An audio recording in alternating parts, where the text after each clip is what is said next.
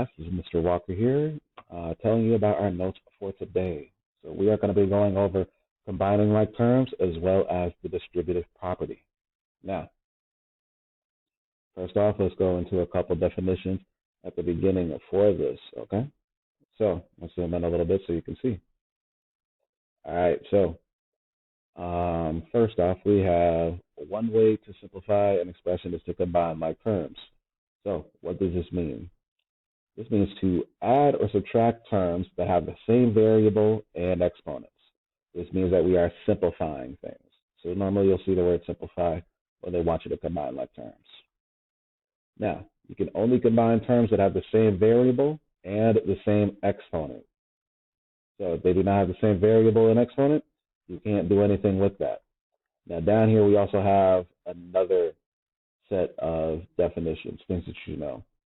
So all of your answers should be arranged so that the variables are in alphabetical order and that they are in order from greatest to least exponent. So whatever has the largest exponent would go first, whatever has the smallest exponent would go last. And you also want to make sure if you're using more than one variable that you have those in alphabetical order. That's just a preference that mathematics likes to choose, so make sure you keep up with that. All right, so let me zoom out a little bit. All right, we have three examples here we're going to take a look at. This first one, we have 2a plus 3b minus 4a.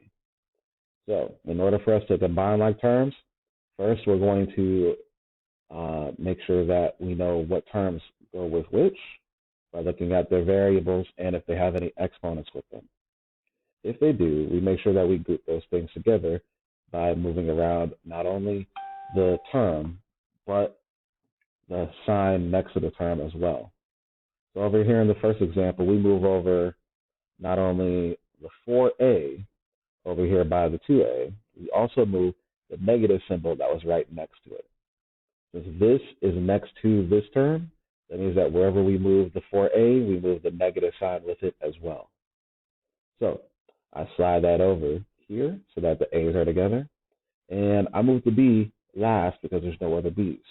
If there were other b's, we would go through and do math between those. So now that we got everything grouped together, we got 2a minus 4a, giving us negative 2a. And since nothing's happening with the 3b, we leave that by itself.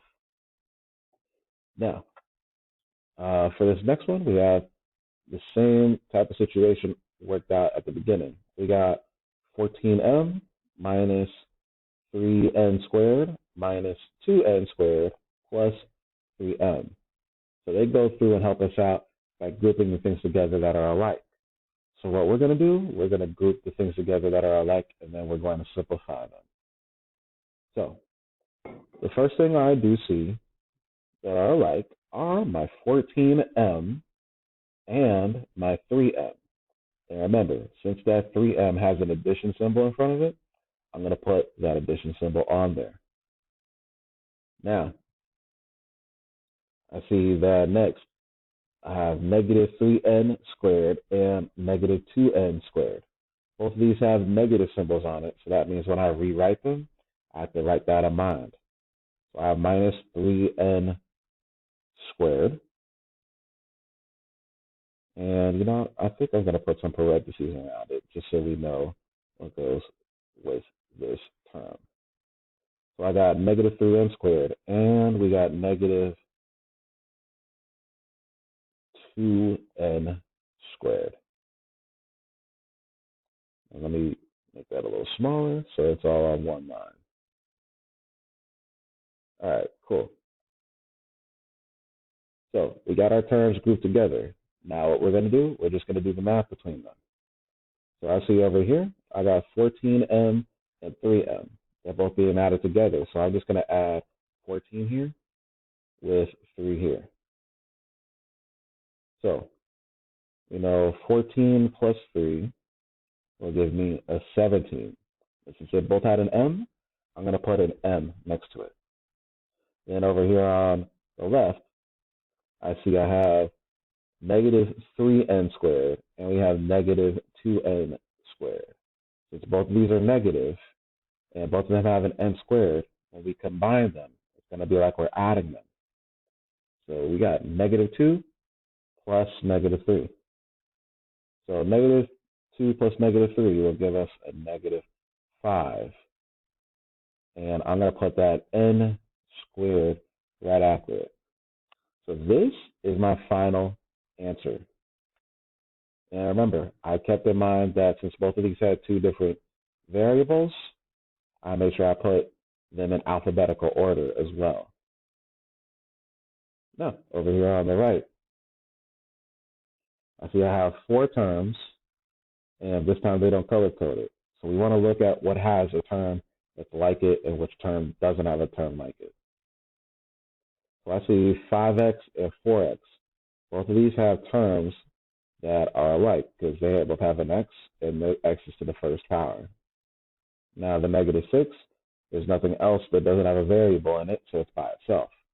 And this 5x squared, if there's nothing else that has an x squared on it, it's also by itself.